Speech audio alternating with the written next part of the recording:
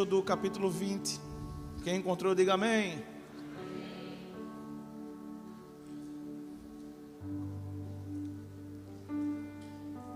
Irmãos,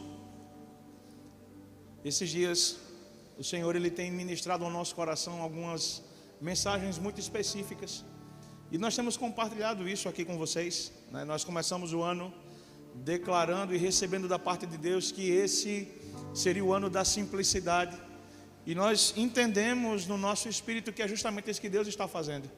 É como se Deus estivesse descomplicando as coisas que ao longo do tempo nós complicamos dentro da igreja. Parece que por algum tempo a gente começou a se tornar um povo que quanto menos a gente entendia a palavra, mais impressionado a gente ficava. E por não entender a palavra, aquilo que a gente guardava muitas vezes eram as frases de efeito que as pessoas traziam, ou as palavras que colaboravam com aquilo que a gente desejava ou com aquilo que a gente queria. Mas quando nós falamos de simplicidade, nós falamos de um tipo de evangelho onde todo homem, toda mulher que escuta, abre um espaço no coração para que essa semente eterna possa encontrar espaço e gerar vida. Amém? Por favor, coloque sua mão direita sobre o seu coração e diga assim comigo: Jesus, nessa noite eu declaro que o meu coração está aberto, vulnerável, sedento pela tua palavra. Então, por favor, meu Senhor, venha sobre mim com as tuas porções eternas, para que eu seja ajustado, confrontado e alinhado pelas suas verdades, em nome de Jesus, amém? Se você puder, toque no irmão que está do seu lado. Se você não conhecer, peça licença. Diga assim: em nome de Jesus, meu irmão, que essa seja uma noite de ajuste da parte de Deus sobre a sua vida, em nome de Jesus, amém, irmãos? Aleluia. E dentre essas palavras que o Senhor tem trazido, algumas têm saltado ao nosso coração, e nós temos compartilhado isso. Uma delas é de que nós entendemos que esse é um tempo de retorno. E a gente tem falado tanto sobre Oséias 6, né? Vinde e voltemos ao Senhor, porque Ele nos despedaçou e nos sarará. A gente tem falado tanto sobre isso. Nós temos falado sobre desentulhar poços, não é verdade? Nós temos falado sobre isso, temos conversado sobre isso, sobre a importância de não tentar fazer uma coisa nova, de não procurar termos a primazia ou o nosso nome em evidência, mas de sermos simples a ponto de entender que a nossa tarefa é apenas de reativar aquilo que outros fizeram. Isso não nos dará glória, mas nos fará experimentar a glória de Deus mais uma vez, amém? Só que para que a gente possa andar nessas medidas de simplicidade, de retorno, de um serviço que é desentulhar poços, nós precisamos primeiro limpar o nosso coração dos amores rivais e das falsas motivações, porque a nossa vida, ela está infestada de falsos amores que nos impedem de amar genuinamente Jesus e a sua obra, de amar genuinamente aquilo que o Senhor tem falado ao longo das eras, também nos últimos séculos e nas últimas décadas. Nós temos muitas vezes formado no nosso coração uma expectativa diferente daquilo que Deus deseja fazer. Nós temos muitas vezes esperado que Deus seja um tipo de Deus que a Bíblia não nos apresenta, esperando que Ele faça coisa que Ele nunca nos prometeu, de uma maneira que Ele nunca fez. Porque de alguma forma nós vamos criando uma expectativa de que Deus é quem me serve. E por mais que eu diga eu sou um servo de Deus, eu digo isso na expectativa de que Ele me sirva. Então eu quero crer num Deus que me serve com milagres, eu quero crer num Deus que me serve com curas, que me serve com bênçãos, que me serve com restauração financeira.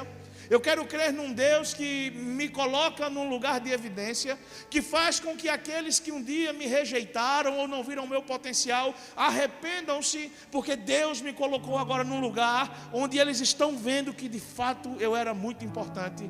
Esse Deus não é o Deus da Bíblia. O Deus da Bíblia, Ele não tem absolutamente nenhum tipo de dívida conosco. Nós é que temos uma grande e impagável dívida de gratidão com Ele, amém? E essa dívida que nós não podemos pagar, já foi paga. E sabe quem pagou? Ele mesmo.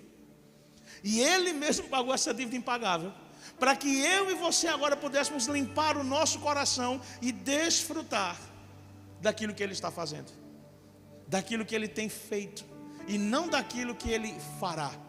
Porque o que Deus fará, para Deus já está feito. Aquilo que nós esperamos acontecer em Deus já aconteceu. O que nós precisamos nesses dias, irmãos, é entrar no relógio de Deus, para que possamos viver os dias de cumprimento daquilo que Ele já está operando. Amém?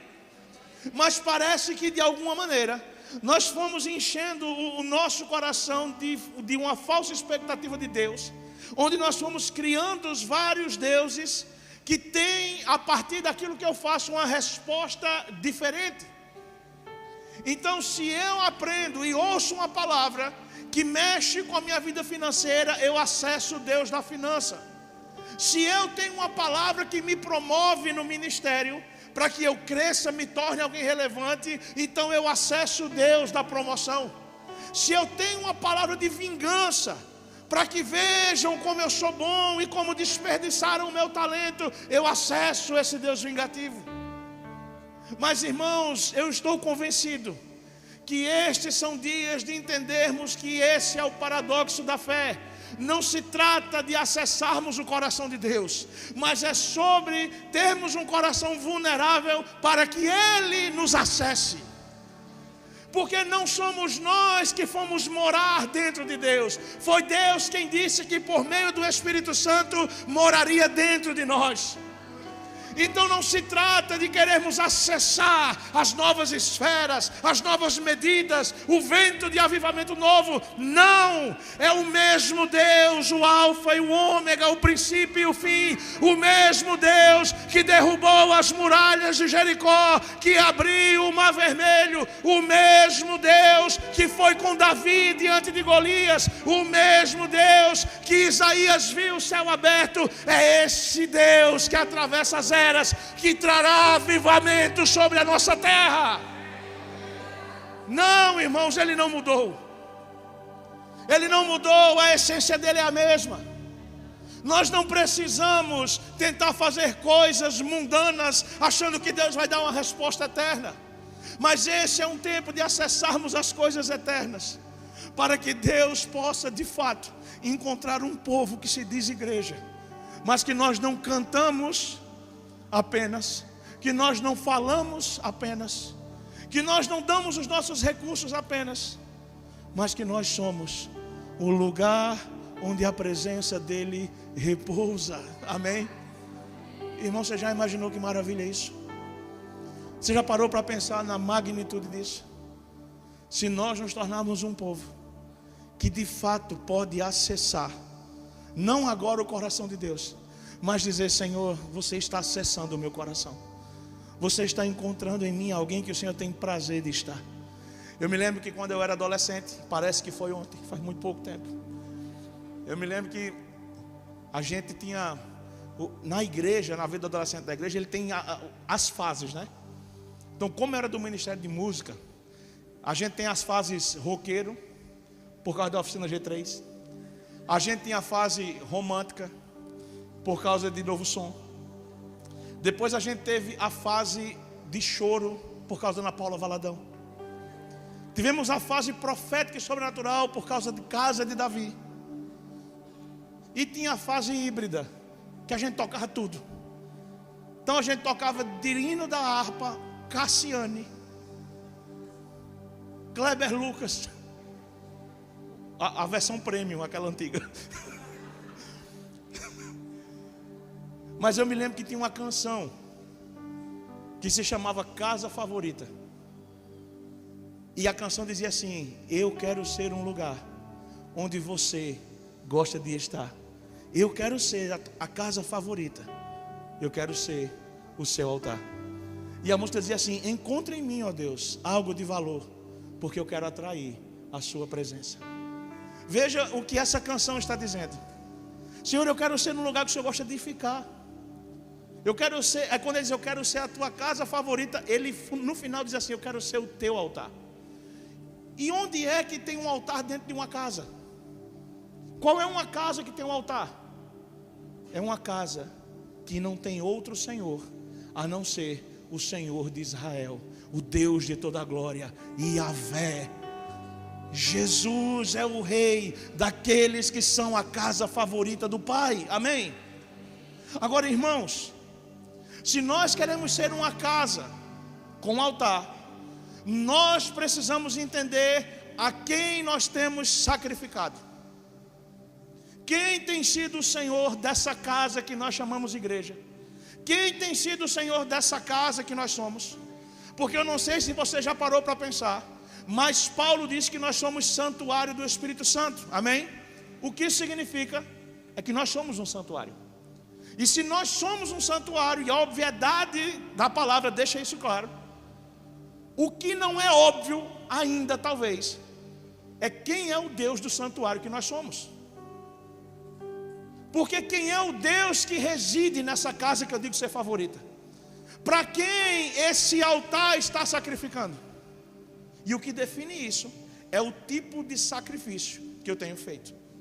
Então eu quero que você entenda uma coisa. Diga assim comigo: idolatria é falsa adoração.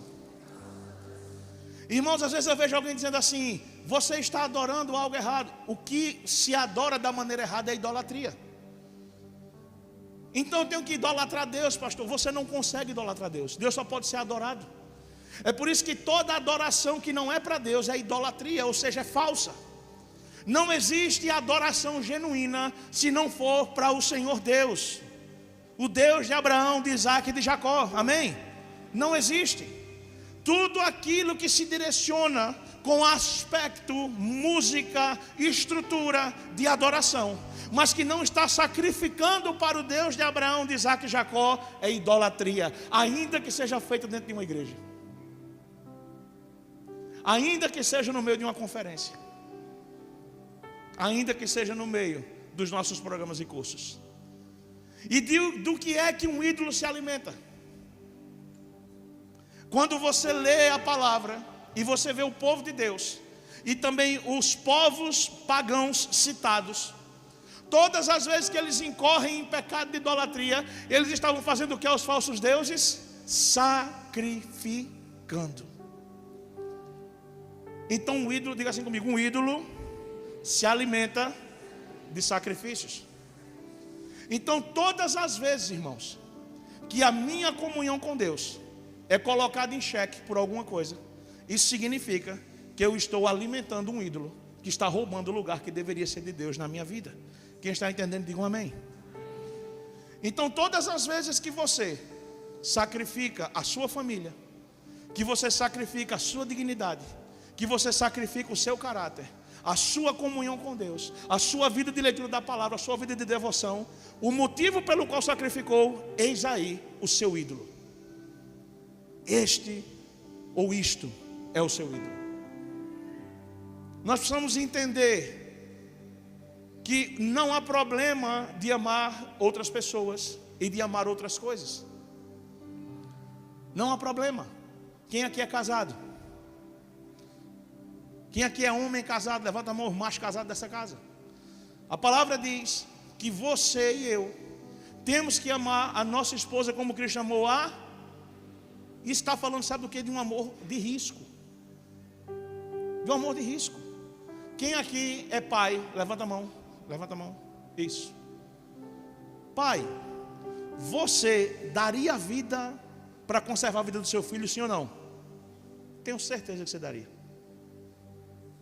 Porque se você não der, você não é pai de verdade. Você só gerou. Qualquer pai daria a vida pelo filho. Agora, essa palavra, ela me diz que por mais que eu consiga amar alguém num nível como esse, de entrar na frente para dizer eu morro no lugar, ela diz que eu não posso amar ninguém nesse mundo acima do meu Senhor. Porque se eu amar alguém acima do meu Senhor, ainda que seja alguém que tem esse nível de amor na minha vida, essa pessoa se tornou um ídolo. Um ídolo. E é a partir daí que nós começamos a perceber que Deus talvez não esteja habitando no meio do nosso coração, no meio da nossa vida, porque talvez nós não estamos sendo assim uma casa tão favorita para Ele. Vamos ler o texto sagrado. Êxodo capítulo 20. Semana passada eu estava reunido com os irmãos do Ministério de Intercessão da nossa igreja. O pastor Analista está promovendo uma escola de intercessão. Então toda semana, acho que é toda semana, né? Eles têm aulas. Cadê ela? Eu estava por aí agora. Tá, é toda semana, né, Rai? Toda semana tem aula. E semana passada eu estava ministrando aula sobre um tema específico. E eu citei esse texto aqui. E quando nós terminamos a aula, essa palavra começou a queimar no meu coração, porque de alguma maneira ela também fala sobre idolatria. E eu queria ler antes da gente desenvolver Êxodo capítulo 20. Se você puder, por favor, repita assim comigo, diga assim: eu creio que a Bíblia é a palavra de Deus, e eu sou o que a Bíblia diz que eu sou. Eu tenho o que a Bíblia diz que eu tenho, e eu vou onde a Bíblia diz que vou. Verso 1 do capítulo 20 de Êxodo. Então falou Deus todas estas palavras, dizendo: eu sou o Senhor teu Deus, que te livrei da terra do Egito, da casa da servidão. Não terás outros deuses diante de mim. Não farás para ti imagem de escultura, nem alguma semelhança do que há em cima nos céus, nem embaixo na terra, nem nas águas debaixo da terra. Não te encurvarás a elas, nem as servirás, porque eu, o Senhor teu Deus, sou Deus zeloso, que visito a iniquidade dos pais nos filhos, até a terceira e quarta geração daqueles que me odeiam, e faço misericórdia a milhares dos que me amam e aos que guardam os meus mandamentos. Vou repetir esse verso 6. E faço misericórdia a milhares dos que me amam e aos que guardam os meus mandamentos. Irmãos, quem é que está comunicando isso no livro de Êxodo? É uma ideia, é uma opinião? Não. Esse é um decreto do próprio Deus. É Deus quem está declarando, é Deus quem está falando, é Deus quem está dizendo: eu sou o Senhor, o teu Deus. Quantos aqui reconhecem que Deus é o Senhor da sua vida? Diga assim: eu reconheço. Esse Senhor, Ele está falando para Israel, mas nós sabemos que tudo aquilo que se aplica para Israel também é uma cortina aberta sobre nós, que fomos enxertados na oliveira verdadeira, conforme diz Romanos capítulo 11. E hoje fazemos parte integralmente da promessa de redenção do mundo por meio do Messias Jesus, que já veio, mas que muito em breve ainda voltará. Amém? Então essa palavra também se aplica ao nosso coração. Só que se o Senhor está aqui falando para o povo que Ele é o Senhor Deus que tirou da terra do Egito, da casa da servidão, Ele também está dizendo para nós que nós fomos retirados de um Egito e de uma terra de servidão. Qual era o nosso Egito? O nosso Egito era o lugar de separação que nós vivíamos por causa da queda lá no jardim. Nós estávamos separados. E a quem nós servíamos? Servíamos ao pecado. Por isso que a palavra vai dizer que todos caíram, todos pecaram e todos carecem da graça do Senhor. São alguns ou são todos, irmãos? Todos carecem. Então, por meio de Jesus, por meio do seu sacrifício na cruz, como ele diz lá em João capítulo 3, importa que assim como Moisés levantou a serpente de bronze no deserto, assim o Filho do Homem será levantado no madeiro, para que todo aquele que reconheça que Ele é o Senhor não pereça, mas tenha a vida eterna. O que Jesus está declarando é aquilo que o Pai decretou. Havia um Egito e havia uma servidão que nós estávamos presos, era o pecado, a iniquidade. Mas por causa de Cristo, Ele nos resgatou do império das trevas e nos transportou para o reino do Filho do seu amor. Amém? Como é lindo entender tudo isso. Então veja, se nós vivíamos antes no Egito, numa casa de servidão, debaixo de uma compreensão faraônica, ele continua dizendo: não terás outros deuses diante de mim, não farás para ti imagem de escultura, nem alguma semelhança do que há em cima nos céus, nem embaixo na terra, nem nas águas debaixo da terra. E ele declara: não te encurvarás a elas, nem as servirás. Irmãos, aí talvez você pense assim: não, pastor, mas agora eu sou evangélico, isso aí o senhor tem que falar para outro tipo de cristão. A gente não adora imagem. Que é isso? A gente pode ter muito pecado, mas idolatria não. Irmãos, imagem não é só aquilo que você confecciona e coloca no altar. Imagem é aquilo que você muitas vezes confecciona e coloca no seu coração. Existem muitos irmãos que estão com o coração cheios de ídolos, e se brincar ainda acende vela para eles. Porque muitos de nós cremos mais na oração de alguém da igreja do que naquilo que Deus pode fazer. Muitos de nós preferimos pedir para alguém orar por nós do que termos a coragem de orar para Deus. Porque parece que a oração do intercessor é mais forte do que a palavra de Deus que quer te falar contigo. Parece que o véu está aberto só para uma casta de crente. Tem uma outra parte que o véu não se rasgou não. Irmãos, quando o véu foi rasgado de alto a baixo, foi para dar acesso a todos.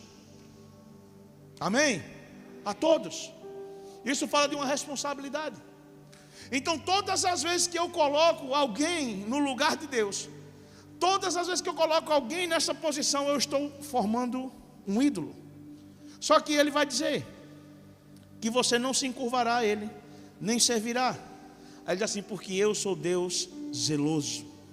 Aí quando a gente olha essa parte, a gente está dizendo assim: poxa, Deus é zeloso, então eu não vou idolatrar não, porque Ele vai cuidar de mim.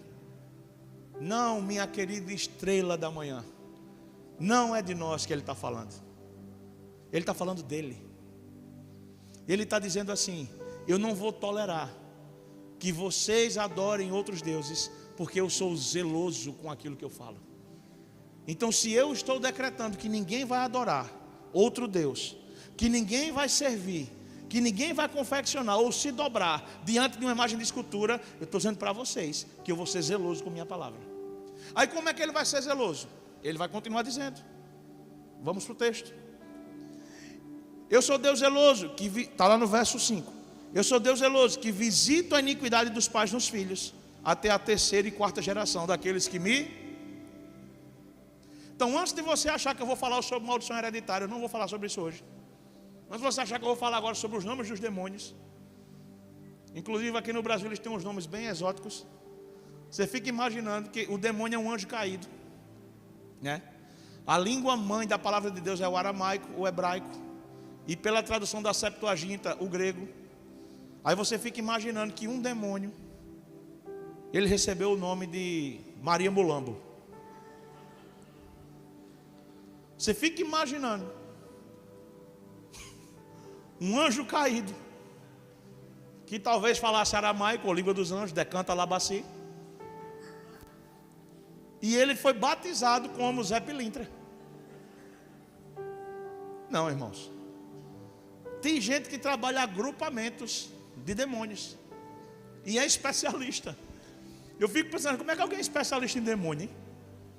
Tem que ter muita comunhão com eles para poder ser especialista, né? E irmãos, eu não estou dizendo com isso que não existe o reino espiritual e que os demônios não atuam dessas formas. A gente sabe que atuam, e nós temos que ser zelosos e nos proteger debaixo da pressão do Espírito Santo. Eu posso ouvir um amém? Nos guardarmos em Cristo. Mas não esqueça e não duvide disso: o que Deus está declarando vai muito além do que querermos culpar os demônios por aquilo que está nos acontecendo. A culpa de sermos atacados pelo inferno não é do demônio que ataca, é da casa que se abre para eles. Nós somos os maiores culpados de sermos atingidos pelo inimigo, porque somos nós que abrimos e damos legalidade. É quando você assiste coisas que não deveria assistir escondido. É quando você fala coisas que não deveria falar, ou com pessoas que você não deveria falar escondido.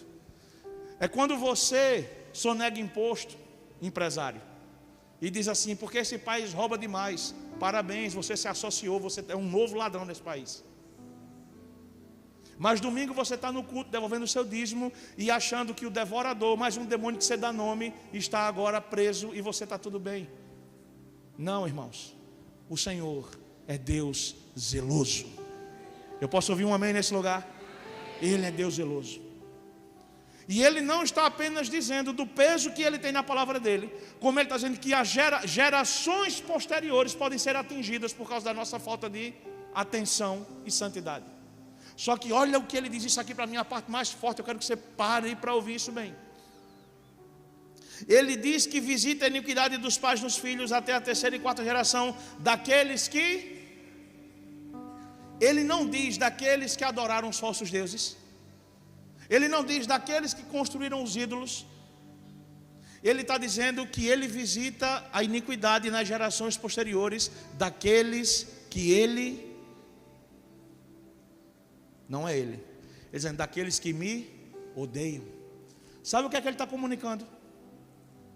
Ele está comunicando, irmãos, que todas as vezes que eu e você incorremos no pecado de idolatria, nós estamos dizendo: Deus, eu odeio você. Todas as vezes que nós levantamos um ídolo, nós estamos dizendo: Deus, eu odeio você.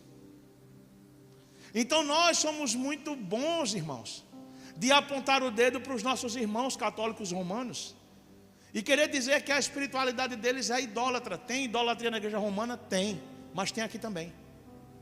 Tem no nosso meio também. A diferença é que os santos que a gente elegeu, às vezes não são de gesso, eles estão com um paletó em cima do altar. Ou no caso, com Adidas. Porque muitas vezes, irmãos, a culpa da idolatria, escute, não é do ídolo, é de quem idolatra. Porque a idolatria, ela não só te torna um idólatra, como pode tornar um santo um ídolo. Você entende isso? Vou repetir. A idolatria, ela não só te torna um idólatra, como ela pode tornar um santo um ídolo. Então muita gente começa a acreditar que de fato é o que não é. Existia um profeta no século passado, chamado William Graham. E ele era um homem que se movimentava muito no sobrenatural. Se movia em curas, milagres, sinais, coisas assim miraculosas. E sabe como é que esse homem se perdeu? Ele começou a acreditar que ele era Jesus. Ele tinha tanta unção e tanto poder de orar por enfermo e enfermo ser curado. Não é assim não, ó, irmão, talvez não, era chegar assim: você está com isso aí, então, e a pessoa era curada. Isso em televisão, na época, aqueles televangelistas. E sabe como esse homem morre? Esse homem morre num acidente de carro, longe de Deus, abandonado pelos amigos que não conseguiam mais caminhar com ele. E hoje, os seguidores dele são uma seita, um santo que se tornou um ídolo, porque pessoas passaram a idolatrá-lo. Igreja do Brasil, me escute: não idolatrem os homens. Não idolatrem os homens. Eu posso ouvir um amém? Então você que está dizendo amém, quando tiver as próximas eleições, não idolatre o seu candidato como vocês fizeram há pouco tempo. Porque em 2018 a igreja evangélica levantou um ídolo nessa nação. Colocou expectativa num homem que só deveríamos ter em Deus.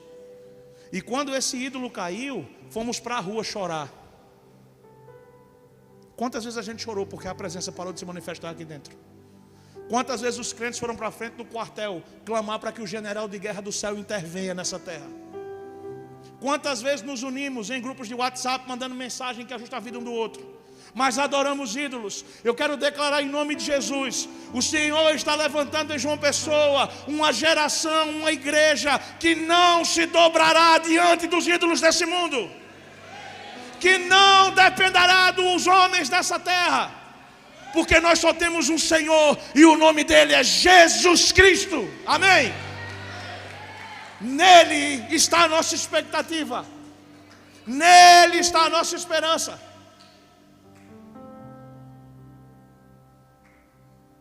Antes que você ache, eu não estou falando do seu candidato, Estou falando dos dois. O senhor vota em quem? Meu voto é secreto.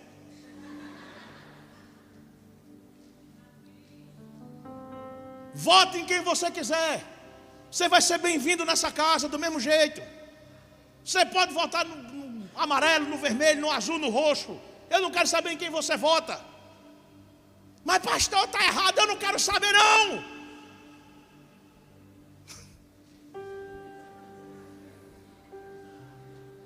Mas pastor, o candidato dele.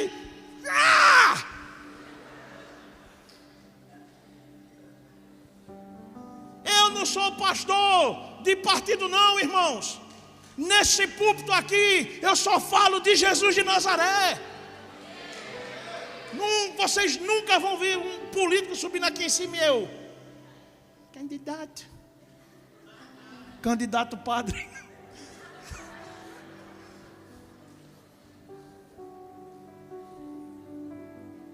Mas pastor, vamos pensar que o senhor é petista. Pense. Mas pastor, vamos pensar que o senhor é bolsonarista. Pense também. Problema teu. O senhor é de esquerda ou de direita? Eu sou do alto. É de lá que vem a nossa esperança. É de lá. Amém? Só que nós somos tão carnais que a gente está esperando que Deus traga uma solução terrena. Não, irmãos. Não vem de Brasília. Vem de Sião. De Sião sairá a lei. É de lá. Então nós não podemos ser um povo que abre espaço para ídolos. Eu quero ser, Senhor, um lugar onde você gosta de estar. Eu quero ser a casa favorita. Eu quero ser o teu altar. Sim, Senhor, é isso que eu quero. Por quê? Porque nesse altar da casa de Deus, o sacrifício já foi feito, o sangue do Cordeiro já foi derramado, e Jesus é suficiente para a igreja, meus irmãos. Nós não precisamos mais fazer outras coisas. A única coisa que nós precisamos é sermos zelosos com a nossa conduta. Então a idolatria e a adoração, elas são amores rivais. Então cuidado, para você não se tornar um idólatra. Por favor, irmão, nunca idolatre a placa dessa igreja. Porque amanhã a gente pode mudar para a igreja Fonte, o Retorno. Não se apegue à cor da parede, porque amanhã eu posso pintar de amarelo. E eu estou falando sério. Eu estou pensando em fazer um escândalo tão grande nessa igreja que vocês nem imaginam. Calma, Moreno. Imagina chegar aqui a igreja Lilás.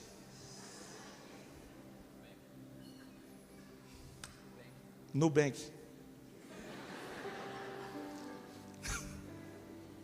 Imagina. Não, irmãos. Aquilo que a gente experimenta, aquilo que a gente bebe, aquilo que a gente prova, não tem a ver com isso. Isso daqui nos serve.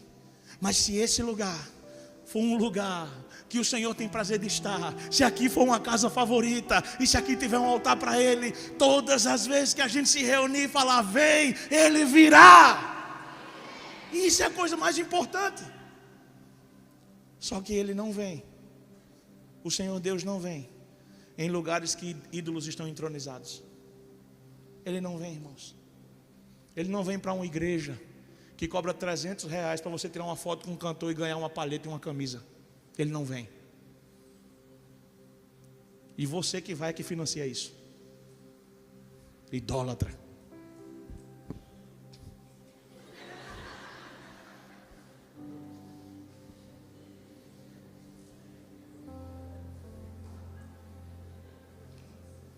Oh Deus, eu não queria confusão hoje, Senhor.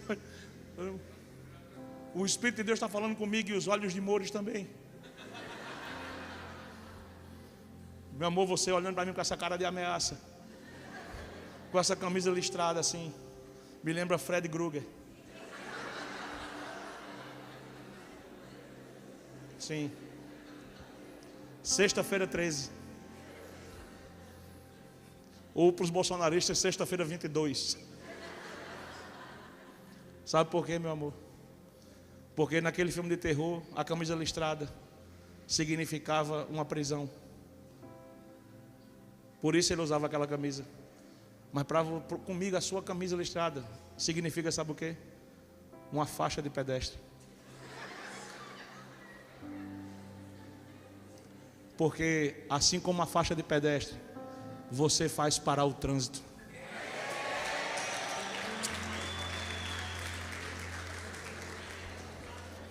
Hoje foi difícil, hoje foi luta, foi batalha.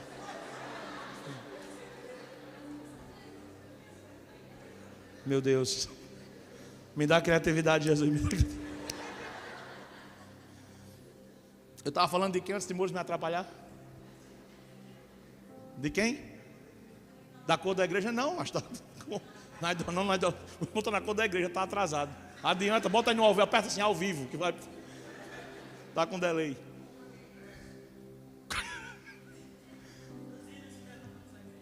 Amém. A cor da igreja, compra de ingressos e levantamos na igreja. Tudo isso. Irmãos, deixa eu te falar uma coisa. Quando eu falo do que a gente tem que ajustar, eu não estou querendo dizer que nós somos os certos e os outros são errados, não. Porque para mim, quando eu vejo uma parte do corpo de Cristo se movimentando errado, eu também sou parte desse corpo. Então, o intuito de mensagens como essa não é saia de lá e venha para cá porque aqui é que é top. Não. Esteja lá com uma postura diferente, para que eles entendam o que é certo e também seja uma casa favorita, onde Deus tem prazer de ficar. Só que, irmãos, isso daqui só vai ser uma casa favorita se primeiro isso aqui for uma casa favorita. E para isso daqui ser uma casa favorita, eu preciso ter relacionamento com o meu Senhor, com o meu Deus. Se eu não tiver isso, eu vou me perder do caminho, porque eu sou um santuário. Mas qual Deus que está sendo adorado nesse santuário? Tem uma frase de Martinho Lutero que ele diz assim, ele dizia, né? Ele já bateu a caçuleta. Ele dizia assim: o homem passou da fé à incredulidade e da adoração à idolatria. O que é que ele quer dizer com isso? O homem passou da fé à incredulidade e da adoração à idolatria. É que talvez, se ele falou isso naquele contexto, talvez hoje se acentue ainda mais. Nós somos talvez a geração hoje que mais tem recurso. A gente sempre fala isso. Bíblia hebraico, Bíblia grego, Bíblia indígena, tem tudo. Só que nós somos a geração que menos tem fé. Porque nós queremos dissecar Cristo, a fim de que ao dissecar Cristo a gente descubra as nossas respostas. Cristo nos deu uma satisfação. Cristo você não disseca. Do Cristo você prova. Coma do pão, beba do cálice. Jesus disse: quem não comer do meu corpo não tem parte comigo. Cristo não é para ser dissecado, ele é para ser provado. Provem, vejam, o Senhor é bom. Mas não tem como a gente tentar ser uma geração que anda nesse lugar. Então eu estou convencido, irmãos, de que a gente está vivendo debaixo de uma idolatria afetiva. Nós criamos afeto pelos ídolos. Nós criamos afeto por coisas que a gente sabe que deve expelir. E eu não vou aqui ficar falando da religião dos outros. Nós temos que respeitar cada um dentro daquilo que deseja expressar. Eu posso ouvir um amém? Amém? Não se fala da verdade sem amor. Eu posso ouvir outro amém nesse lugar? Amém? Não se fala. Mas o que eu quero que você entenda é que se nós estamos andando num lugar onde queremos revelar o Cristo da verdade, então a gente precisa parar de construir coisas que Deus não se agrada. Abra comigo a sua Bíblia lá na carta de Paulo a Timóteo, na segunda carta, 2 Timóteo capítulo 3. Veja o que ele vai declarar para Timóteo, e eu quero que a gente guarde isso como um conselho. Saiba disto: nos últimos dias sobrevirão tempos terríveis. Os homens serão egoístas, avarentos, presunçosos, arrogantes, blasfemos, desobedientes aos pais, ingratos, ímpios, sem amor pela família, irreconciliáveis, caluniadores, sem domínio próprio, cruéis, inimigos do bem, traidores, precipitados, soberbos, mais amantes dos prazeres do que amigos de Deus, tendo aparência de piedade, mas negando o seu poder. Afaste-se desses também. De quem é que Paulo está falando para Timóteo?